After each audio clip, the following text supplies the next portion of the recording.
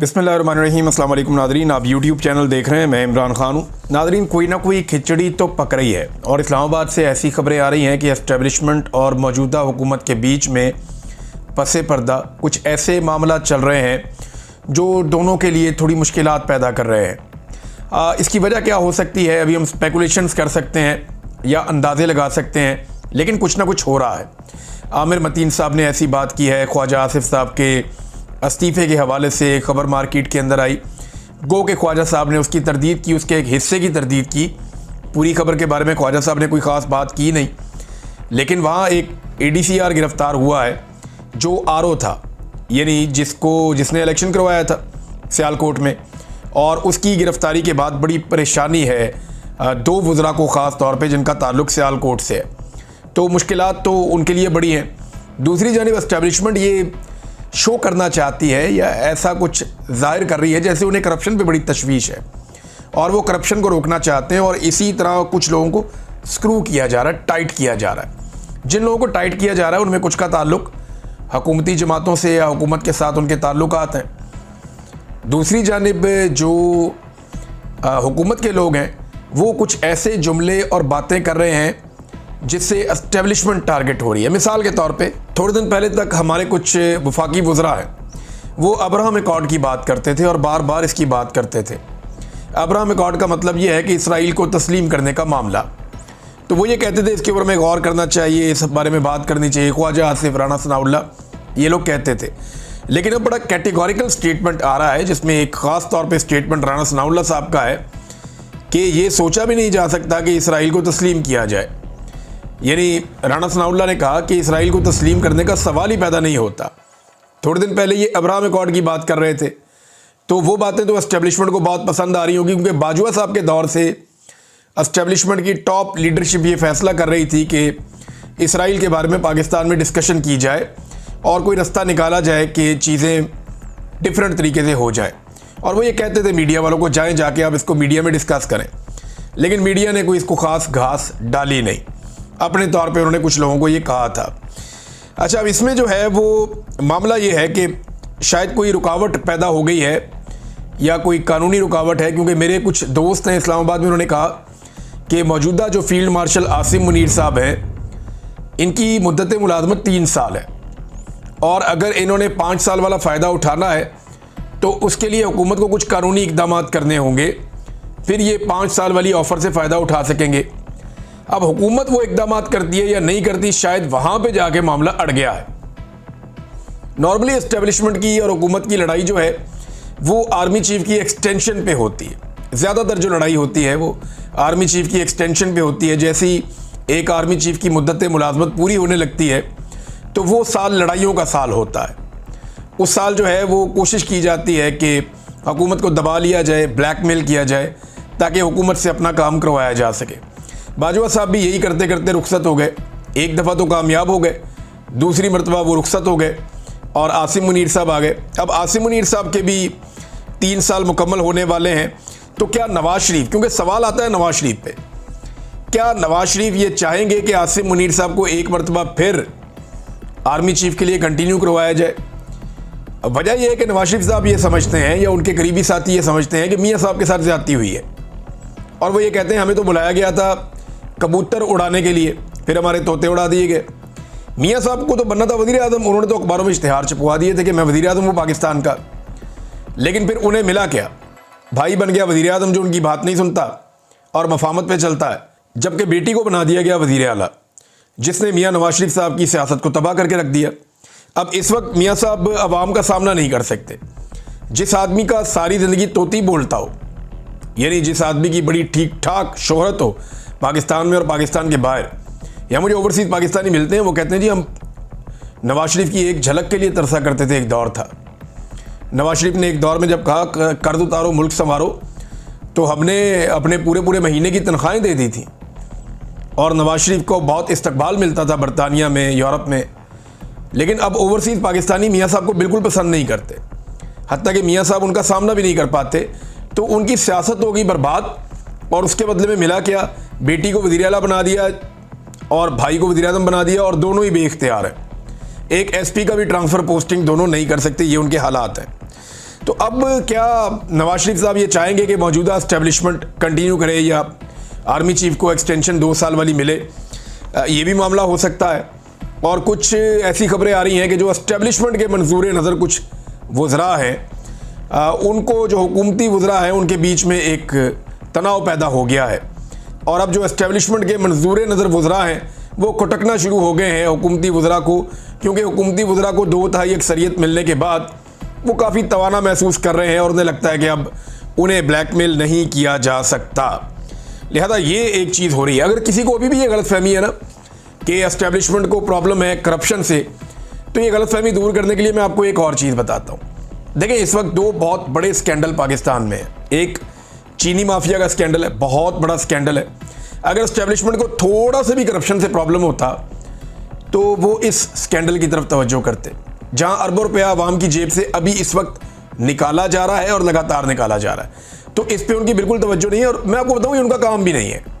उनका क्या लेना देना नैब के साथ, एंटी करप्शन के साथ, FIA के साथ, एहतसाब के साथ। ये तो ज़बरदस्ती पाकिस्तानी इंटेलिजेंस एजेंसीज़ ने एस्टेब्लिशमेंट के ज़रिए साया इन चीज़ों पे कंट्रोल किया हुआ है।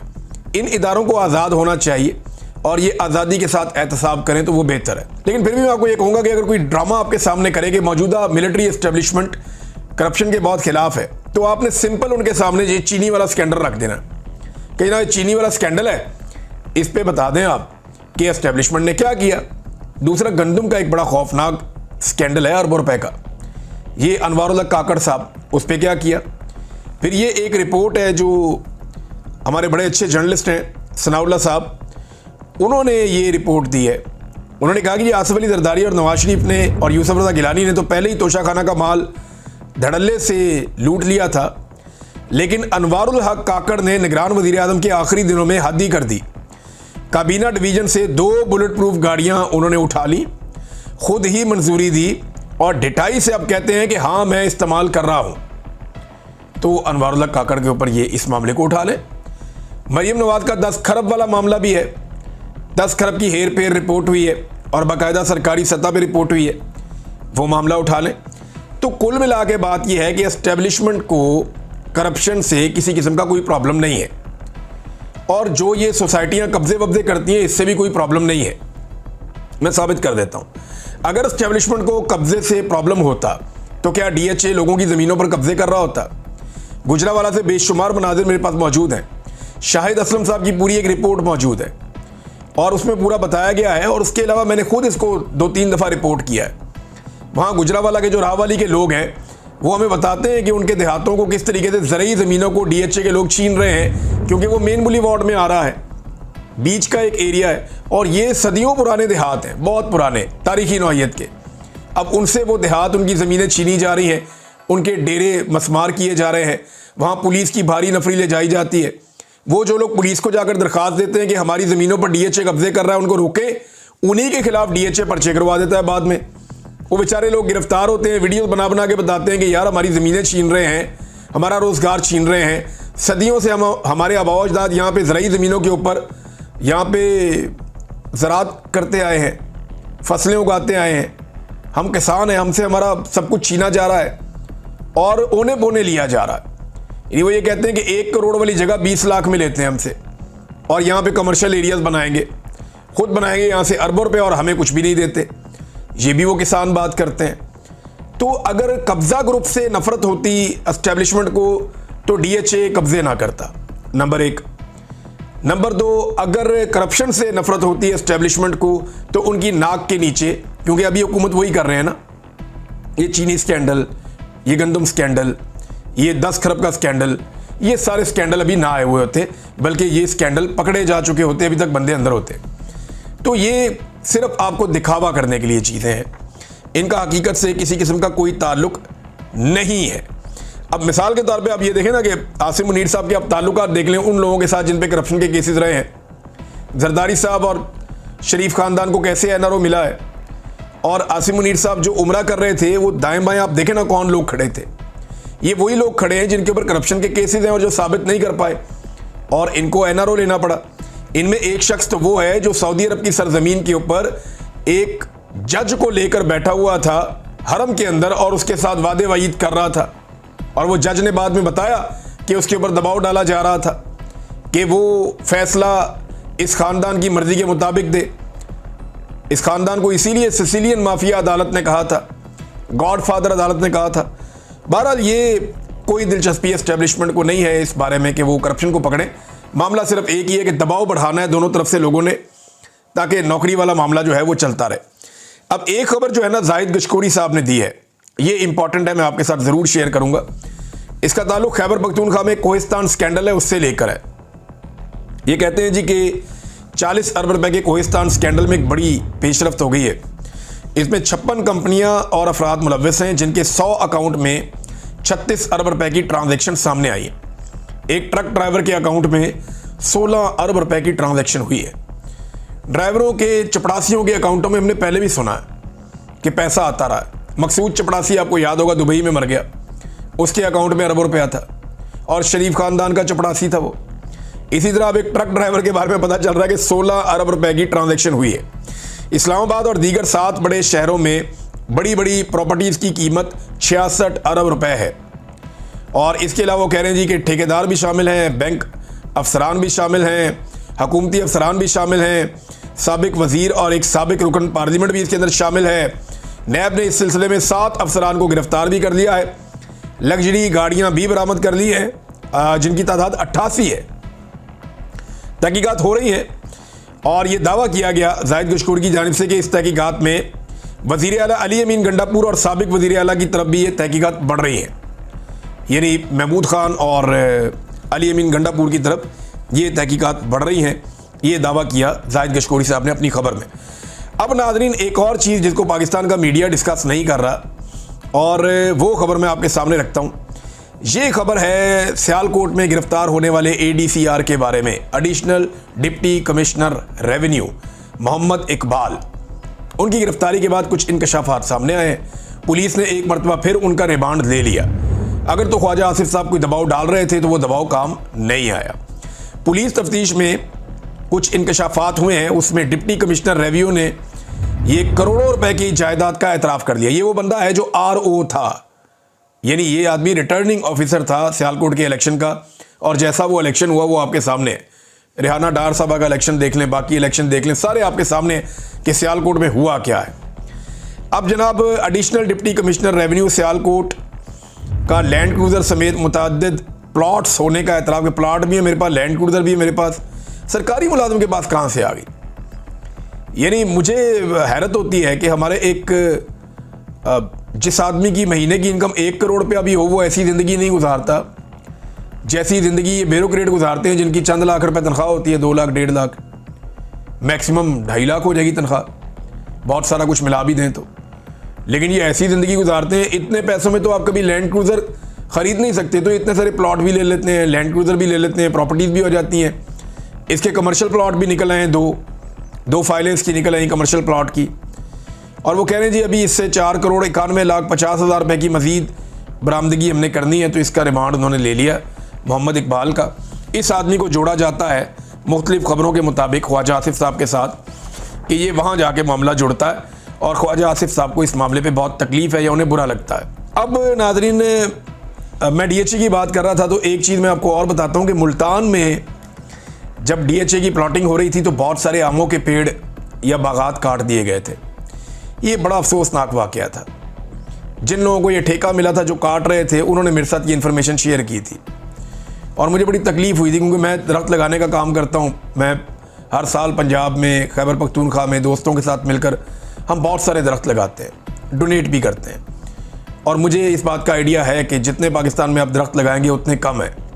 आपको हर हाल में पाकिस्तान को हरा भरा करना है, वरना एक बहुत बड़ी मुसीबत आपके सर पे खड़ी है और आप तबाही के दहाने पे हैं, जो क्लाइमेट चेंज का मसला है। तो इसमें उसको रोकने का एक तरीका ये भी है कि आप मैक्सिमम प्लांटेशन करें, एक तरीका ये है। बाकी और भी बहुत सारे मल्टीपल रीजंस हैं जिन पे पाकिस्तान को काम करना होगा। लेकिन आप एक चीज़ पे गौर करें ना कि DHA को कभी किसी ने कोई एहतसाब किया नहीं। कराची से लेकर खैबर तक जितने भी DHA हैं ये इस्तिस्ना है, इनको कोई नहीं पूछता। बाकी सोसाइटीज़ को पूछते हैं। अभी कोई 100 के करीब सोसाइटीज़ की लिस्टें आ गई हैं कि ये काम ठीक से नहीं कर रहे या ये गैर कानूनी तौर पे सोसाइटीज़ बनी हुई हैं, लेकिन DHA इसको कोई नहीं पूछता, क्योंकि इनके ऊपर एस्टेब्लिशमेंट का हाथ होता है। नाज़रीन, chief election commissioner Sikandar Sultan Raja की अहलिया को चीफ कलेक्टर कस्टम्स बना दिया गया है। और इम्पॉर्टेंट खबर है और मज़ेदार खबर यह है कि इनको नवाजा जाता है, बार बार नवाजा जाता है। और नवाजे जाने की वजह हम सब समझते हैं कि चीफ इलेक्शन कमिश्नर ने काम ही बहुत किया है, मदद ही बहुत की है, और उनकी मदद के नतीजे में जो है वो उन्हें खुश भी रखा जाता है। और उनके हवाले से कुछ कंट्रोवर्सीज थी, लेकिन इसके बावजूद कभी भी कोई इंक्वायरी या कोई ऐसी चीज़ हमारे सामने नहीं आई और वो बड़ी मशहूर हुई कंट्रोवर्सी, लेकिन मौजें लगी हुई हैं क्योंकि इन्होंने बड़ी सहूलतकारी की है इलेक्शंस को लेकर, धांधली को लेकर, और जो एस्टेब्लिशमेंट ने चाहा इन्होंने ये कर दिया। राणा सनाउल्लाह साहब ने इमरान खान साहब को एक मशवरा दिया। इस मशवरे को भी आप एस्टेब्लिशमेंट और हुकूमत के दरमियान जो हल्की फुल्की इस वक्त चल रही है, नूरा कुश्ती, मैं नूरा कुश्ती इसलिए कह रहा हूँ, ये ख़त्म हो जाएगी थोड़े अरसे में। एक दूसरे को ये आंखें दिखा रहे हैं अपने अपने काम निकाल के, ये फिर शेर व शक्कर हो जाएंगे, आपस में गले मिल जाएंगे, इकट्ठे हो जाएंगे, क्योंकि इनके मफादात इकट्ठे हैं, मफादात इनको फिर इकट्ठा कर देंगे। और इनका सबसे बड़ा मफाद ये है कि इमरान खान से बचो, जैसे भी हो सकता है। तो राणा सनाउल्लाह साहब ने इसी ज़ुमरे में इमरान खान साहब को एक मशवरा दिया है। राणा सनाउल्लाह साहब का कहना है कि इमरान खान ने सियासी रास्ता निकालना है तो उन्हें सियासी जमातों से बात करना होगी, उन्हें हौसला करना होगा वो नवाज शरीफ के साथ बैठे, उन्हें हौसला करना होगा कि वो आसिफ अली जरदारी के साथ भी बैठे। इमरान खान को ये कहना चाहिए कि शहबाज शरीफ ने डायलॉग की ऑफ़र की, आप उनका शुक्रिया अदा करें, उनके साथ बैठें और उनसे जो बात होती है वो आकर मुझे बताएं। देखें, यही राणा सनाउल्लाह साहब और उनकी जमात ये कह चुकी है कि हमारे पास इख्तियार ही नहीं है। जब मुज़ाकरात हो रहे थे 26 नवंबर को पाकिस्तान तहरीक इंसाफ पे गोली चली, उनके लोग शहीद हो गए, उसके बावजूद तहरीक इंसाफ ने मुज़ाकरात किए, लेकिन इन्होंने कहा जी हमारे भी इख्तियार में ही कुछ नहीं है, हम तो इमरान खान से उनकी पार्टी के लोगों की मुलाकात भी नहीं करवा सकते। जब आप अडयाला जेल जो आपकी पंजाब हुकूमत के अंडर में आती है, जब वहाँ पे आप एक कैदी की उसकी पॉलिटिकल पार्टी से मुलाकात करवाने की सलाहियत नहीं रखते, तो आप फिर कैसे नवाज शरीफ से और जरदारी से बात कर सकते हैं? पहले तो नवाज शरीफ साहब खड़े होकर ये कहें, बरमला कहें कि इख्तियार मेरे पास है, वो ये कहें कि मेरे पास ये इख्तियार है, मैं जो बात करूँगा उसे पूरा करने की सलाहियत रखता हूँ। अब मियाँ साहब को लास्टिक की शलवार पहनाई हुई है बकौल मुतीउल्लाह जान के कि वो जब दिल करता है शलवार खींच सकते हैं। मियाँ साहब को इस बात का डर है कि उनका नंगापन सामने आ जाएगा सबके। वजह यह है कि यास्मीन राशिद साहबा इलेक्शन जीती हैं बड़ी लंबी लीड से, और वो मामला भी पेंडिंग पड़ा हुआ है। तो जिस दिन मियाँ साहब की लास्टिक की शलवार खींची एस्टेब्लिशमेंट ने, ये सीट हाथ से चली जाएगी और मियाँ साहब की इज्जत मिट्टी में मिल जाएगी। लिहाजा मियाँ साहब पहले ये बताएं कि उनके पास इख्तियार है, और उसके लिए सबसे आसान तरीका ये कि मियाँ साहब कौमी असम्बली की सीट छोड़ दें। वैसे भी वो असम्बली में जाते तो है नहीं, सारे सेशन ही उन्होंने मिस किए, तो मियाँ साहब असम्बली की नशिस्त को छोड़ दें, उससे जान छुड़ाएं और वो कहें कि मैं डायलॉग करना चाहता हूँ, आओ बैठो हम बात कर लेते हैं। तो फिर तो, और ये कहें कि जो मैं बात कहूँगा उसके ऊपर मैं पहरा दूंगा, जो मैं बात करूँगा उसके ऊपर पहरा दूंगा और उसको पूरा करवाऊंगा, तो फिर तो बातचीत हो सकती है। अदरवाइज फिर जिनके पास इख्तियारात हैं, इमरान खान साहब तो कहते हैं फिर मैं उन्हीं से बात करूँगा, इनसे मैं क्या बात करूँ। नाज़रीन, 3 दिन से कोयटा जैसे शहर के अंदर और पूरे बलूचिस्तान जो पाकिस्तान का सबसे बड़ा सूबा है, वहाँ पर इंटरनेट बंद है, यानी जितना मोबाइल इंटरनेट है वो सारा बंद किया हुआ है बलूचिस्तान में, और ये 3 दिन हो गए हैं BBC की खबर के मुताबिक। अब सरकार ये कहती है कि वहाँ पे सिक्योरिटी के मसाइल हैं। एक तरफ कहते हैं कि एक SHO की मार है दहशतगर्द, दूसरी तरफ पाकिस्तान के सबसे बड़े सूबे में बुनियादी सहूलत है। आजकल के दौर में हम किस जदीद दौर में जी रहे हैं जहाँ आप ये तसव्वुर भी नहीं कर सकते कि कोई इंटरनेट बंद करेगा। तो मोबाइल इंटरनेट मुकम्मल तौर पे बंद कर दिया गया है गुज़िश्ता 3 दिन से। ये जनाब सहूलत दी जा रही है शहरियों को, और फिर ये दावे करते हैं कि हम तरक्की लेकर आ रहे हैं, हम खुशहाली लेकर आ रहे हैं। तो इससे खाक तरक्की होगी और खुशहाली होगी। आप लोगों को सिक्योरिटी फराहम नहीं कर पा रहे, और एक बुनियादी सी चीज़ है, लोग पैसा देते हैं लेकिन इसके बावजूद मोबाइल इंटरनेट उनका बंद कर दिया गया है। देखिए, नौजवानों की आवाज़ बंद करने से आपको कुछ हासिल नहीं होगा, मैं एस्टेब्लिशमेंट को साफ साफ कह रहा हूँ। आपको नौजवानों के साथ बैठना पड़ेगा, उनकी आवाज़ कुचलने की बजाय उनकी बात आपको सुननी पड़ेगी। और अगर आप नहीं सुनेंगे तो आप जितने मर्जी वादे कर लें, दावे कर लें, ये वादे और दावे ही रह जाएंगे। इन पे ना कोई भरोसा करेगा और ना इनसे कोई फ़र्क पड़ेगा। नाज़रीन, जो मार्च अरबाइन का जाना था ईरान में, और ये MWM ने इसका ऐलान कर रखा था, वो अभी हुकूमत के साथ उनकी बातचीत हुई है और ये 7 नकाती उनका एक मुआहदा हो गया है जिसमें तय पाया कि अभी फ़िलहाल ये मार्च नहीं होगा। ये मार्च होता तो हुकूमत के लिए बड़े सिक्योरिटी के इश्यूज़ हो जाते, क्योंकि दहशतगर्दी के मामलात भी हैं और ये एक लंबा मार्च करना चाह रहे थे, लेकिन कुछ चीज़ें तय पा गई हैं। मैं उम्मीद करता हूँ कि हुकूमत होश के नाखून लेगी और जो वादे उन्होंने किए हैं MWM से वो वादे पूरे करेगी, ताकि मार्च तक नौबत ना जाए और खुश असलूबी से ये मसला हल हो जाए। और दहशतगर्दी जितनी जल्दी होता है उसको कंट्रोल करें, और कंट्रोल करने का रास्ता फिर वही है, अवाम के साथ बैठें, अवामी हमायत हासिल करें, जबरी तौर पे इंसानों को गुमशुदा करना बंद करें, कानून और इंसाफ के मुताबिक चलें और जिसका जो मैंडेट है वो उसको दिया जाए। ये मुल्क आगे बढ़ जाएगा। अगर कब्जागिरी की और रस्सागिरी की पॉलिसी से मुल्क चलाना है तो इस तरह तो एक दुकान नहीं चलती, तो मुल्क क्या चलेगा। अब तक के लिए इतना ही। अपना ख्याल रखिएगा, अपने इस चैनल का भी। अल्लाह हाफिज़।